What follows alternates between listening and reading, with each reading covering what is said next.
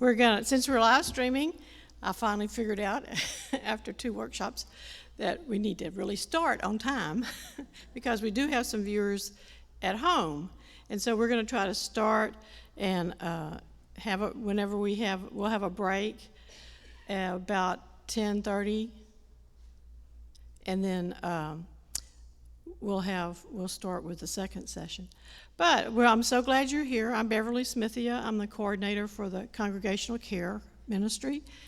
If you need to have more information about that, let me know. And this is our 3rd workshop, and we're really happy that you're joining us today. And we have 2 more after this. I'll tell you more about that at the end. And today we have the first speaker will be Michelle Davis, who is with the Area Agency on Aging. And if you don't know about the Area Agency on Aging, they were created during the Johnson administration. It's been around forever, and very few people understand what the Area Agency on Aging does and the services they provide. And so it's a great resource for everybody in the aging community, which is like all of us. So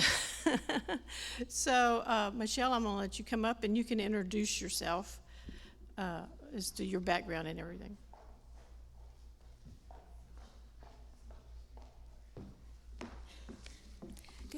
Good morning. Thank you very much for having me, and thank you for the nice introduction. Again, I am Michelle Davis. I'm with the Area Agency on Aging, as you were all told. Yes, we are considered the best kept secret in the state. We are part of the Capital Area Council of Governments. There are 23 Council of Governments in the state of Texas alone, and each one of them has an area agency on aging. It is a nationwide organization, so most states do have an agency. I'm going to give you a little bit of a secret here. This is my first time working with a PowerPoint. Usually I just kind of wing it. So, so if I go a little too fast for the PowerPoint, you know, we're there. So if we want to do the next slide, that will show us.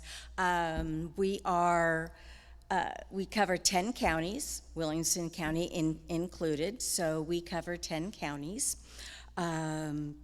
The Capital Area Council of Government not only has our agency, but there are other agencies. We also have, if we go to the next slide, Emergency Communications, Homeland Security, Regional Law Enforcement Academy.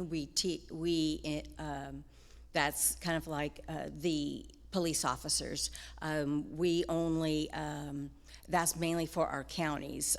Austin Police Department has their own academy. So, and we have a very high graduation rate. So, just wanted to give them a little plug there.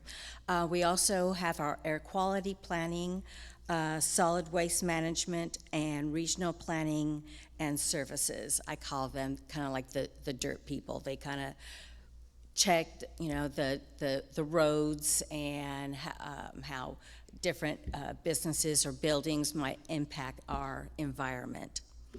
So our mission statement is the Area Agency on Aging of the Capital Area provides quality services to support and advocate for the health, safety, and well-being of the elder individual in the region, or older, I would say. So just to give you a little bit of a background, I mainly work for the Benefit Counseling Department. So I would love to come back and speak to you about Medicare, and that's more of my expertise. But I'm here today to tell you a little bit about what the Area Agency on Aging does. We are a grant-funded organization. We're nonprofit. We get federal and state funding. Most of our federal funding is through the Older Americans Act of 1964. We provide, again, quality services and support to advocate the health and safety and well-being for you folks here. So our core programs is information and referral, nutrition, benefit counseling, which that's my area of expertise, care coordination, ombudsman, and I'll explain that word if you're not familiar with that word, and health and wellness education. So basically, the requirements or eligibility is you have to be over 60, and then you don't. There's no income requirements or anything. Just have to be over 60. Who's over 60? Believe it or not, yes, I am over 60. I'll be Medicare eligible next year. I know I don't look it. So I, just had to put that in there. Again, the eligibility requirements, as you can see on the PowerPoint there, 60 and older, Medicare eligible. We do offer caregiving programs or care for the caregiver. We offer programs for that. For the primary caregiver, mainly that's unpaid, who's caring for someone who is over the age of 60, may have a diagnosis of some Alzheimer's or dementia. And then we also offer programs for older relatives that are not parents, who are not 60 but are caring for care for children under the age of 18, and then parents 50 and older providing care for adults with disabilities. Okay, so to go into our core programs, our information and referral, we provide resources such as transportation, maybe food banks, maybe you need someone to come to your home and trim trees or something, and usually these are of low cost or no cost to you. Again, all of our services are free because we get federal and state funding, so there's no cost to you at all. So that's our information referral. Then our nutrition program, we have home delivered and congregate meals. Home delivered meals if you're not able to go to a congregate site, or maybe you're homebound, or you just coming home from the hospital, and they would provide meals, a hot meal for you, or they can also provide frozen meals so that you can have extra meals. The congregate sites is where you actually go.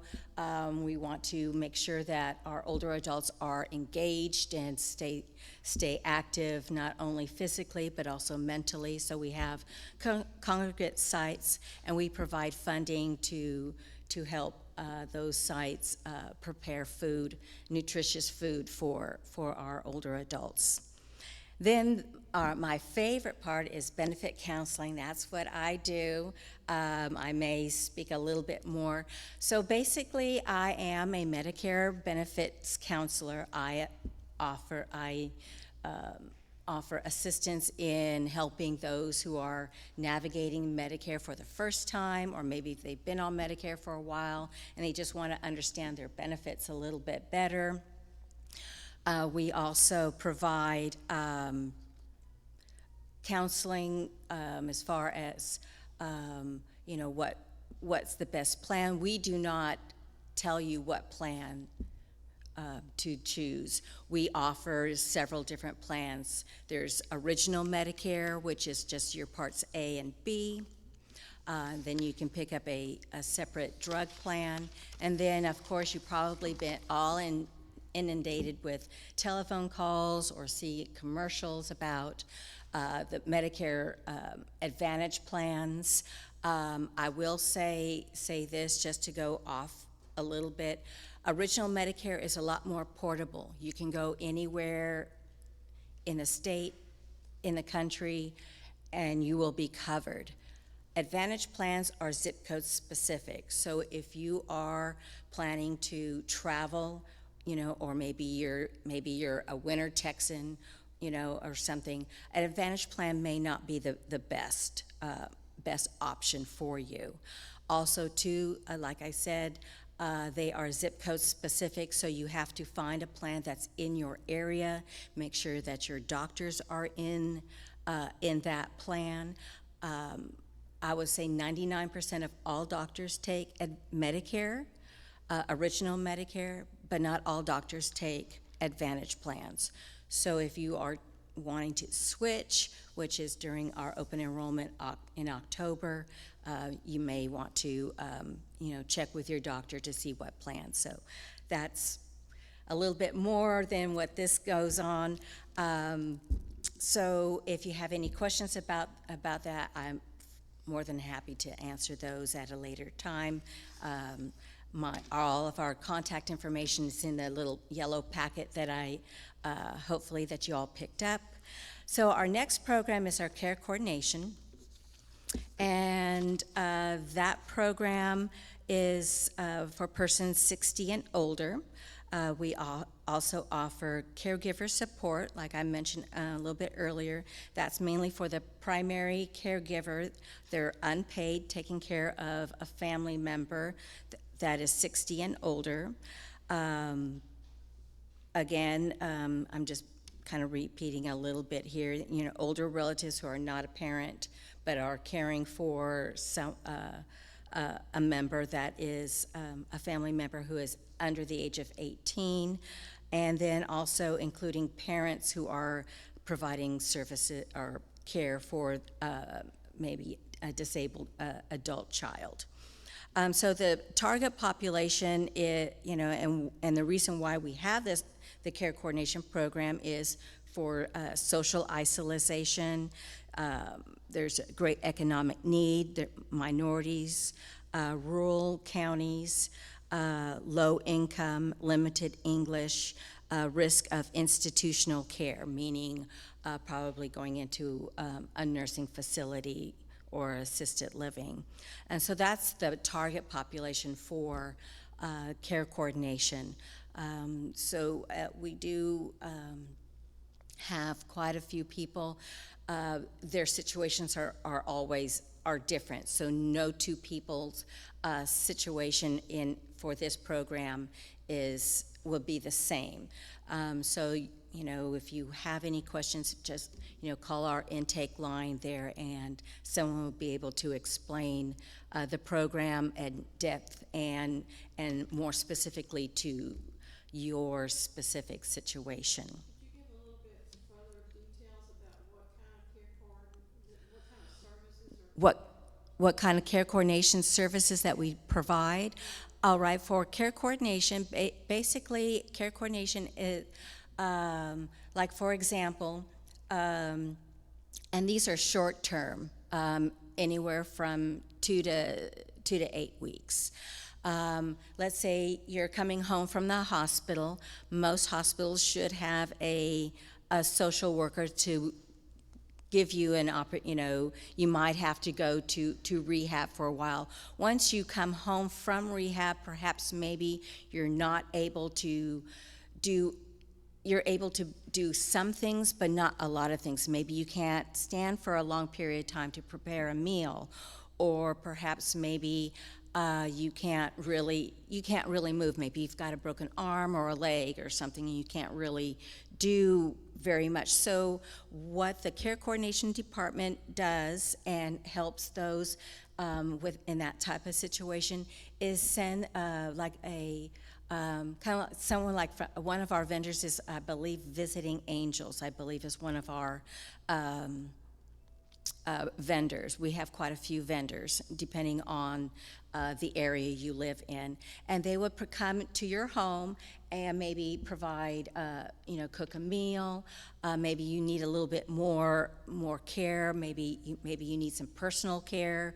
Help using the toilet or maybe taking a shower, that type of care. So that's one of the programs that they do for care coordination. And like I said, it's short term, just to kind of help you get back on your feet. And again, like I mentioned before, these are of no cost to any of you at all because of our grant funding. Caregiver support is for the caregiver. They're caring for an older adult, probably, who may have some sort of dementia or Alzheimer's or like that. And maybe you just need a break.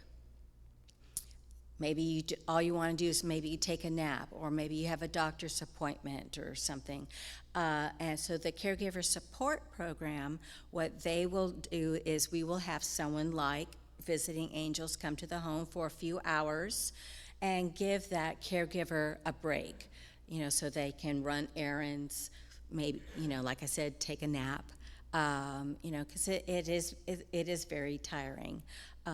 Being a caregiver and being there all the time, and you feel like you don't have your own life. So that's the gist of care coordination and caregiver support.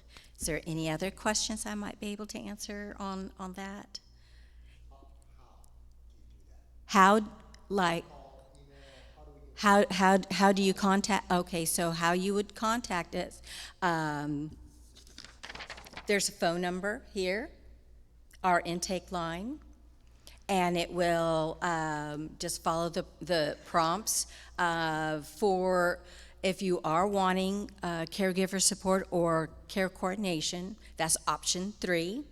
It will go to our intake person. That person will take your phone call, get some information, and send it to one of our care coordination intake specialists, and they will talk to you, do an assessment, and then take it from there. Any other questions? Yay! I like this. This is fun. Let's see. Where am I? Okay, so, next is our ombudsman program, and for those that do not know what an ombudsman is, it's a very fancy word. They are resident advocates for those who live in nursing and assisted living facilities.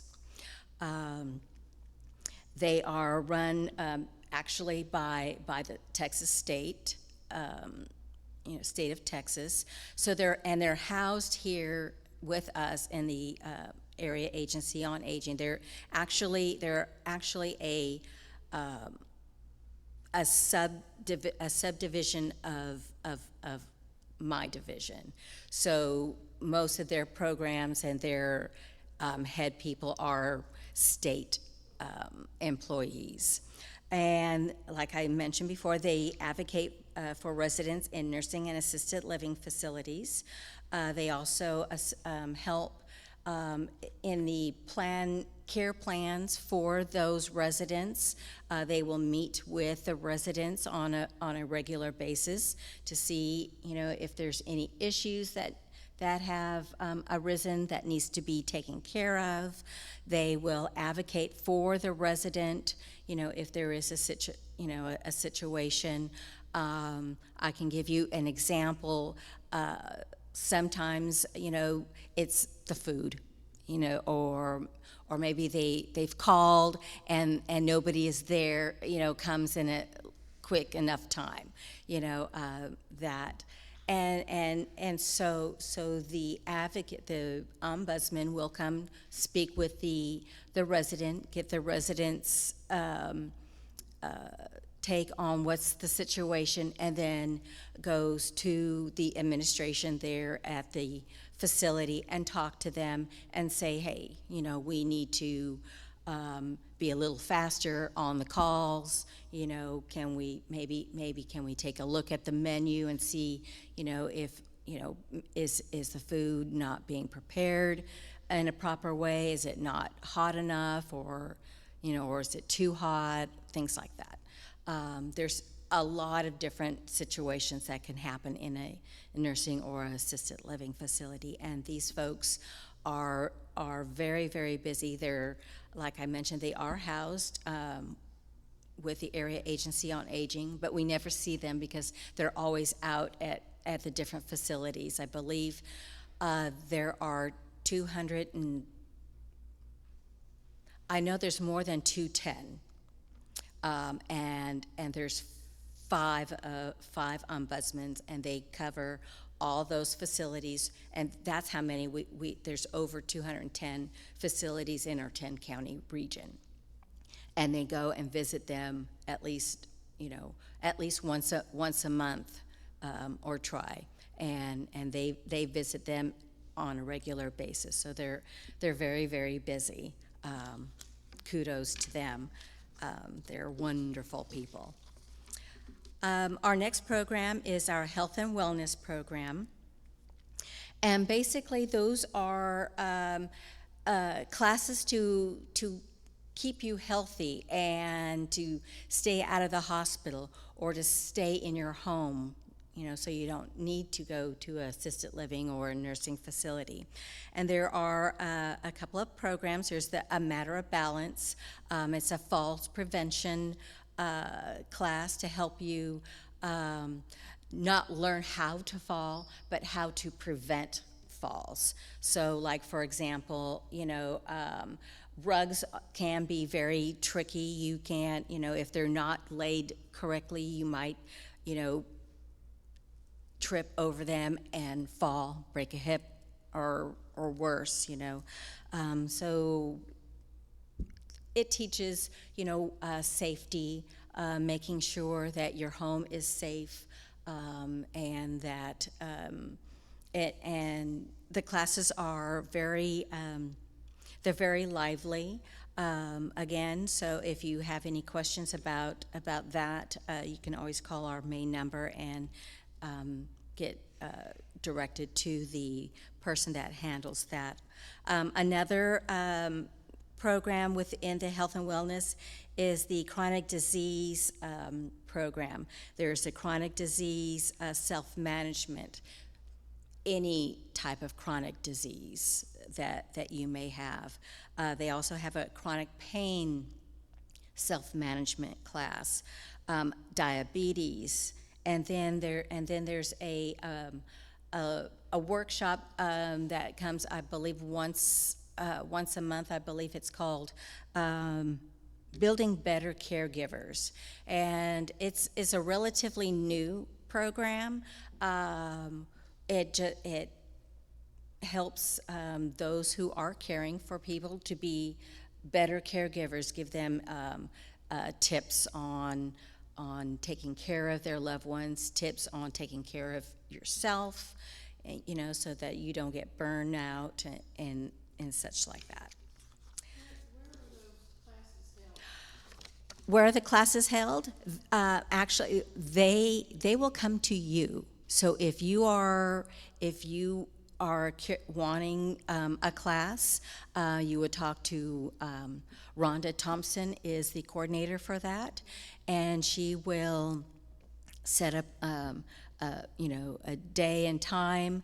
I believe they do run 4 to 6 weeks. Let me double check here. 6 weeks, yes, 6 weeks. Yes. For the chronic disease classes, it's 1 day a week for about 2.5 hours. We would like to have at least 12 participants. It could be a little less. More the better. The Matter of Balance is an 8-week course, same, and about 2.5 hours. And again, you would contact Rhonda Thompson on all of those, and they will come to you. But you have to have other people besides yourself. Yes. And our next program is the Capable program. I'm not really in tune with this, so pardon me. So as I read this off and not making eye contact with you all, it is a participant-directed home-based intervention. It to increase mobility, functionality, and the capacity to age in place for older adults. It's a time-limited service which includes an interprofessional team of occupational therapists, registered nurse, and a home repair professional working in tandem with the older adults. And it's done through the Capable approach. So basically, you do have to be you have to be cognizant, so you can't have any memory issues. You are actually participating in your care. Let's say you might, I do remember ordering, someone needed an oil diffuser to help them maybe relax a little bit, and that helps them to better get their mobility going so that they feel a little bit more relaxed when they did their exercises and things like this. So it's more very personal to and very specific to you, your needs, and there's no tasks that can't be tackled with this program. The eligibility criteria is 55 and up. They must reside in Bastrop, Caldwell, Hayes, and Williamson County. Difficulty performing one ADL, that's activities of daily living, or two IADLS. This is little tiny print. We understand about tiny print, okay. And live below the 250% federal poverty level. They must have the ability to self-manage goals and action plans, and not currently receiving advanced cancer treatment, hospice, or medical home health. So really, it's someone who is just not able to do a lot of activities, just daily activities, and this program helps them be a lot more active and able to stay out of the hospital, perhaps. Again, maybe a nursing or assisted living facility on that. Let's see. There's more. Okay. I'm sorry, I really can't read this at all. So, yes, I don't even know if y'all can read this, but this is very tiny for me. I think again, if you have any questions about that, Sherry Wright is the person there. She also has another program, the Baylor Scott and White. It's an online caregiver study. And I'm just going to go ahead and read what this says. Caregivers are trying to find more ways to access valuable resources over the internet. The Area Agency on Aging is assisting Baylor Scott and White by sending referrals. Study contacts are over the phone and or on the internet. Participants are randomly enrolled in one or two groups. Both groups have access to trained dementia care specialists for education, problem solving, and support. So basically, Baylor Scott and White is assisting caregivers with their loved one who does have some sort of dementia or Alzheimer's diagnosis, and is helping them with assisting their loved one in that capacity. That's kind of a very short synopsis of this. And again, if you want more information, you can always call our main number and ask to speak with Sherry Wright on that. Okay. The Aging, Disability, and Resource Center. We were awarded the Aging, Disability Resource Center. It's another subdivision within our division. It assists those who are not 60 or older.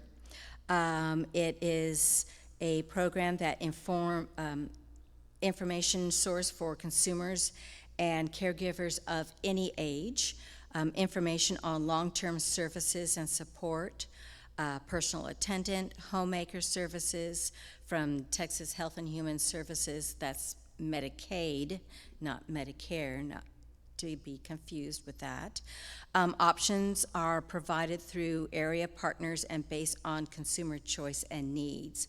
So we have the local number here.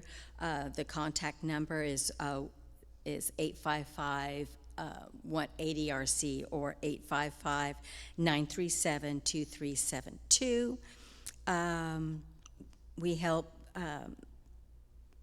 non-Medicaid clients seek to transition into the community. If you are coming from a nursing or assisted living and you want to move back into your home or apartment,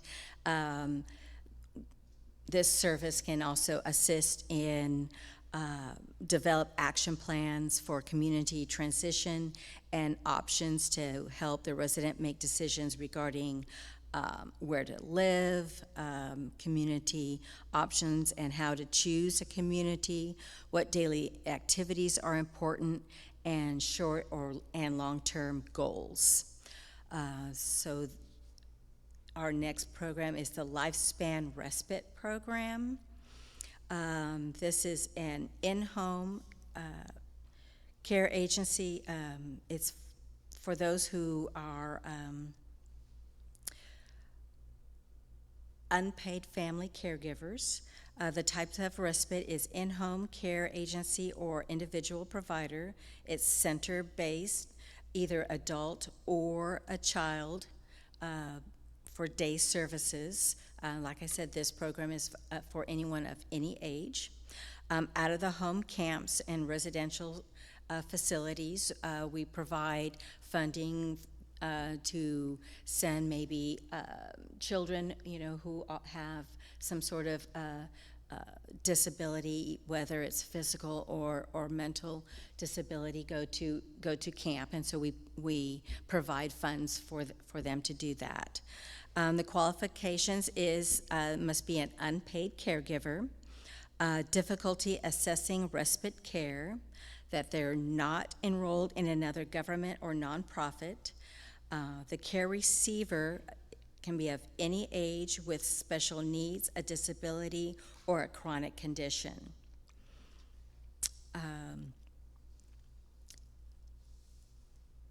The Aging and Disability Resource Center also has information and access to Medicare Extra Help. And so that's a little bit more what I know. The Medicare Extra Help programs is for persons on Medicare not receiving Medicaid and limited income and resources, making it difficult to receive Medicare Part D, as in drugs. So the Extra Help program is actually a federal program that helps pay the Part D premium and your prescriptions if you're not able to afford your prescriptions. The information and access to Medicare benefits, health, such as initial preventative physical visit, annual wellness visit, immunizations, including flu, pneumonia, tetanus, diabetes prevention, screening, and self-management. So that's all of your preventative measures. So to get back to what I do best with Medicare, you have you have the opportunity once a year to have a wellness check at no cost.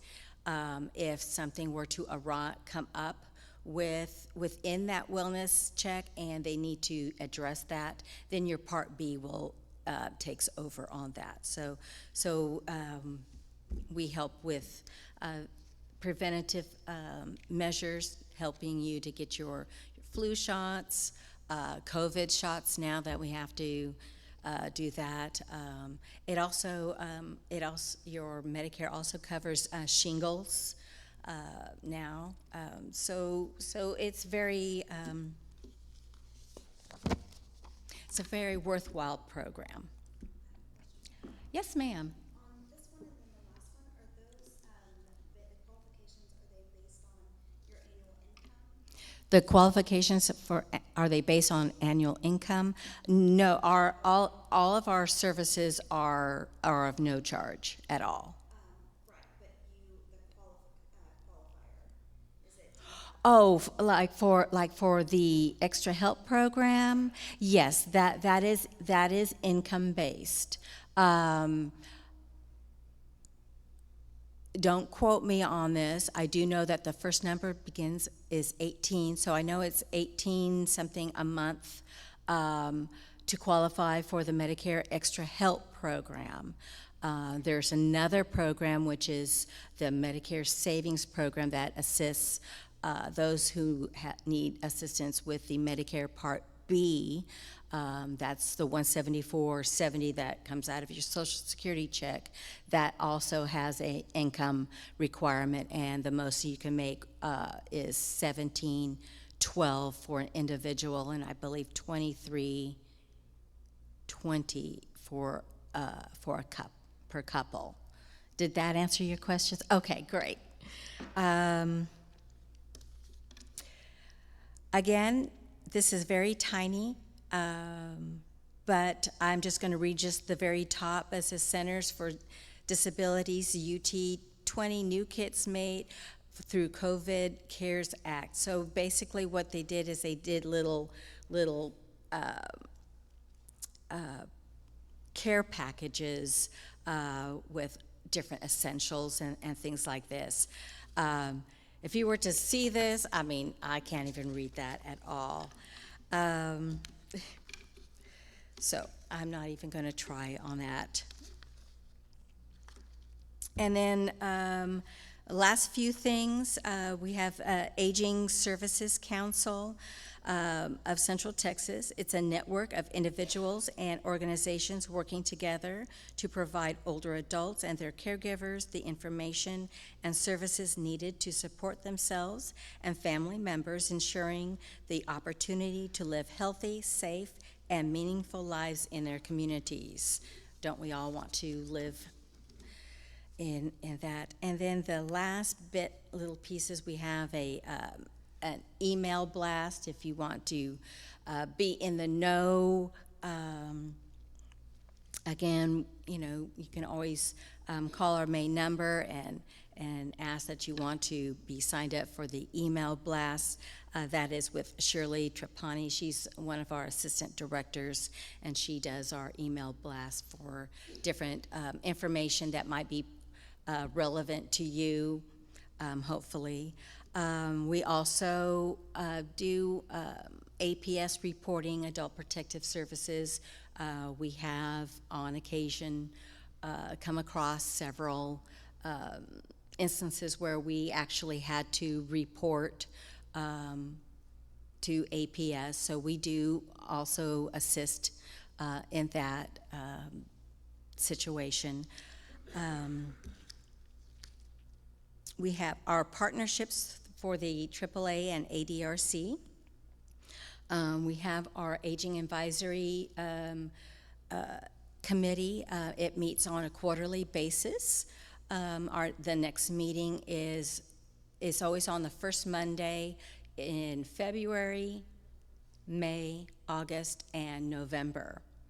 And the reason why I know that is I used to be the administrative assistant for the AAA. I've been with the AAA for 12 years, and I just recently transitioned to a benefit counselor a couple years ago. So I remember that. There's also a ADRC steering committee. We have our Texas silver-haired legislators. They are wonderful people. The only criteria for that is you have to be 60 years old, and you help make policies. You go to the state capitol and you talk to your legislators about different problems or issues within the older adult population. Anywhere from like the one was about nursing and assisted living facilities. This was a couple years ago that the Texas silver-haired legislators got a bill to be presented to the legislators, and it was passed. I don't remember all the particulars. I remember that specifically during one of the meetings that I was in on that. So that was really exciting. That's something that I might want to do. Kind of get myself into the politics of things, and try and change the way, people look at us as older adults. There's a lot, I'm a baby boomer toward the tail end, of course, but there's going to be quite a few older adults, those who are over the age of 60, 65, and we're going to have an older population for a very long time. And so we do need to change some of the policies, and this Texas silver-haired legislators are a wonderful organization. So if that's, something that you are interested, you can go online to get more information about that. We also participate in the City of Austin Commission on Seniors, Interagency Council, and AARP Age-Friendly City Initiative, and Aging Services Council of Central Texas. So those are some of the partnerships that the AAA partners with. We have volunteer opportunities. We could always use benefit counselors to go into your communities and assist your fellow neighbor with Medicare. Though if you feel like you want to help residents in nursing and assisted living facilities, you can become an ombudsman. And then if you want to maybe teach one of the health and wellness classes, you can be a coach and teach those classes. Back up just a minute, because you did say y'all had 5 ombudsmen Yes. that are state employees. Well, they are actually employees with us, but they're regulated through the state. They're basically their hierarchy is the state ombudsman. I believe her name is Patty Duquesne, and they basically work under her, but they get paid through CapCog. Yeah, but there are volunteer opportunities. Yes, that is correct. Yes. And I was a volunteer ombudsman. I did a little bit of everything, so I know a little bit of everything, a little bit more on benefit counseling, which is my thing. Help residents, like if you're familiar with a certain nursing home or assisted living, then you could advocate for maybe a resident that doesn't have family member nearby. That is correct. So the question is, her question is that the volunteer will assist in advocating for the resident in a nursing and assisted living facility. That is correct. Even if they don't have a family member, or even if they do have a family member and the family member is saying one thing and the resident wants something else, the ombudsman will always side with the resident, does not side with the family member, doesn't side with the facility. It's for the good of the resident. Now there are some situations, and I'm going off on a little tangent here, that if the resident is not cognizant and not able to and such, then yes, but it's for the best of the resident. So they are resident. It's resident advocacy and resident driven. Yes. If you want to become an ombudsman, how do you become, are there usually ombudsman assigned already in a Yeah, yes, there is. There are. So there are ombudsmen assigned to different assisted living and nursing facilities. They do have to be posted when you go in. There's a bulletin board, and it has to be posted. It gives the name and their telephone number of the ombudsman for the facility. Yes, ma'am. Yes. And that pretty much concludes our outreach person, Valeria Rios. She's the program specialist. She is the one that voluntold me to come, and which actually it was really my pleasure to be here. And if you have any questions about anything, yes, ma'am. My question is, I'm really glad that Beverly thought that this was a good thing to do and have you come. But I'm wondering, because I've had several people, relatives in care facilities. And I knew not anything about all of these. Of course, maybe they weren't all in effect at that time. But, so people who are here Mm-hmm. have heard this and know, oh, there's lots of services that we could look into for people that we know. But what about everybody else? How do you get the word out? Because doctors don't tell you these things. The facilities don't tell you these things. So how are we supposed to even know this is happening? Absolutely, and her, just for the folks listening over the airwaves here, I'm going to simplify the question. Is basically how does someone know of these services, especially for those. The question was more specifically to assisted living and nursing facilities. How do we know about who to go to when there is an issue? And that's a very good question, and that's the reason why I'm here. Yes, it is partly, some people say they kind of came across our agency, quite by accident. Maybe they Googled it or something like that. Or perhaps we do have a lot of people that are referrals, that it's word of mouth. But coming, doing these presentations, that's what we're trying to do, and that's what we're trying to rectify this situation. It's been, I would say, our agency has been doing a lot more outreach and coming to you folks, little workshops like this to present our programs.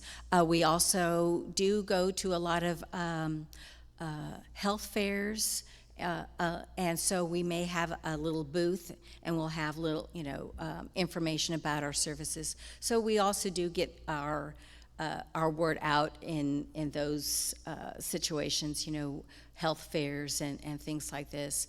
We're trying to, some of our, this is kind of an oxymoron, younger, older adults, does that make sense? Who are a little bit more tech savvy, we have, we do have a Facebook page, Area Agency on Aging. If you have Facebook, kind of, follow us, like us. We do post some helpful tips now and then.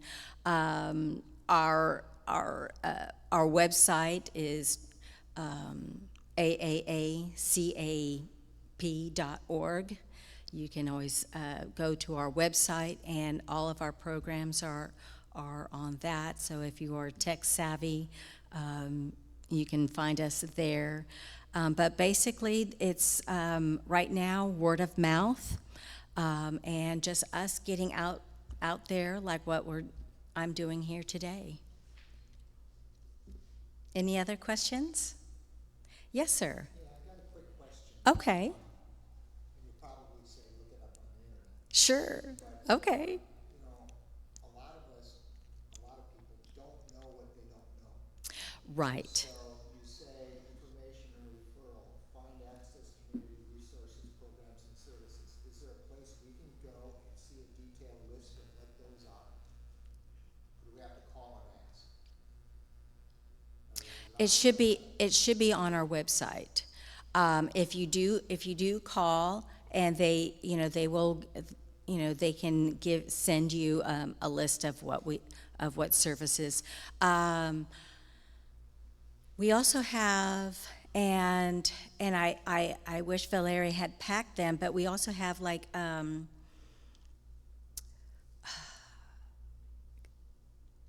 it's a caregiver guide, but it also has all the different resources of everywhere within our 10 county regions. It's a nice big book, so it's not that tiny little print that I wasn't able to read on those slides, and I apologize, but I don't even think someone who had 20/20 vision could read some of this information.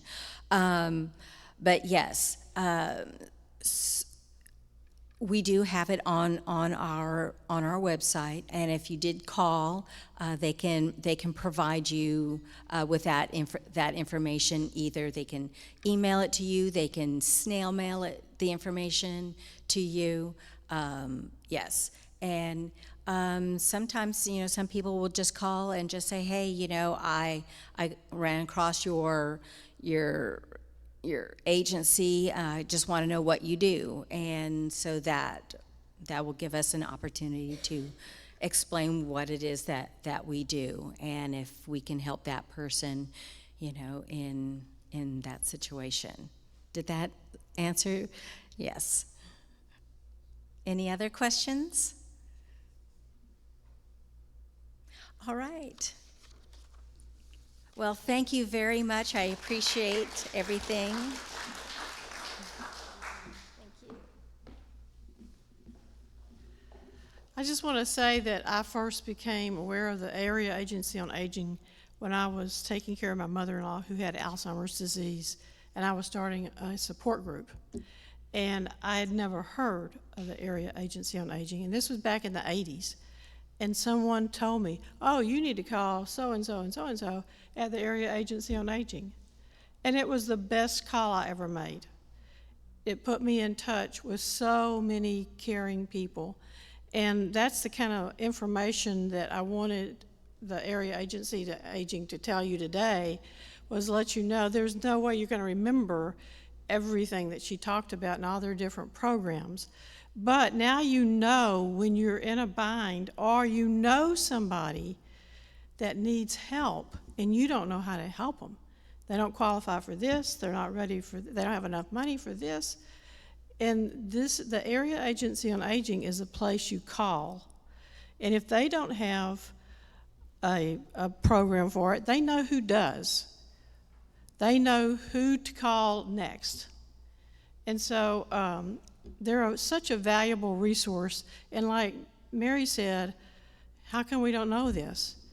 They've been around since 1964. I mean, they've been here. It's tax money. It's state and locally and federally funded. Their service is out there for people. And if even you're going to run across, even if you don't need their services, you're going to know somebody who does. you have a friend probably right now, or a neighbor that's in a fix, and they don't know what to do, and you can call on their behalf and talk to them and find out who they need to talk to specifically, or how to get help to them. So I just want to encourage you, keep this number handy, because these programs change, and the next year they could come and talk, and they could have a brand new program. Everything is they're very creative, and they're able to develop programs to fit the needs of the community. So I hope you can remember to keep this number handy. And I'm like Mary said, how come doctors don't know about it? How come social workers at the hospitals don't know about it? How come you're not referred on a regular basis? Because most of the time we don't pay attention to what's out there until we need something. And then it's like, how come there's not somebody to help me? And it's like, they're there, but because your brain filters out information that you don't need. We kind of do a memory dump nowadays really fast. But when you need help, you need to know somebody that does know where the help is. And that's what the Area Agency on Aging does. They know where the help is. So we really appreciate you coming, Michelle. And especially this was like your initial presentation mode, so because she doesn't usually have to do the entire presentation. So we appreciate you doing that for us today. So we're going to take a break, and we're getting a little head start. So we're going to get started back. We're going to take a break for 15 minutes, and then we'll come back, and we'll get started here at 1:45. And we did have 3 speakers planned for that second part, but Candy Swain, who's part of who owns Professional Patient Advocacy, who's a nurse navigator, is in the hospital. She contacted me yesterday, so she's not going to be here. So we only have 2 speakers.